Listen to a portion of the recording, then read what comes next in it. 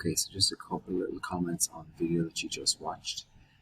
First of all, he measured the value of 6.8 feet. That's the measured value or the estimated value. Okay, so that's the little v sub e is about. It's an estimated value. Sometimes you'll see this formula written as the accepted value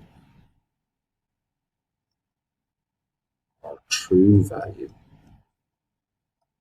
minus the observed.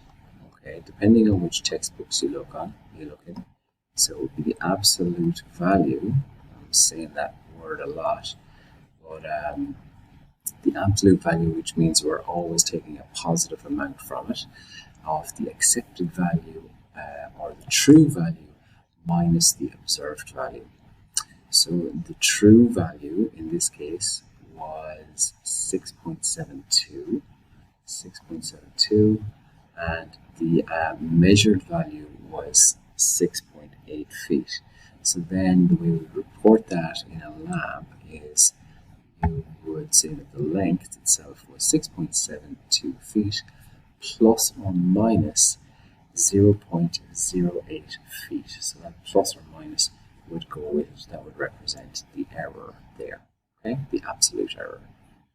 Please notice that in the absolute error case, the absolute error still carries the same unit as the measured value itself. So the measured value is taken in feet, and the absolute error also has the unit of feet.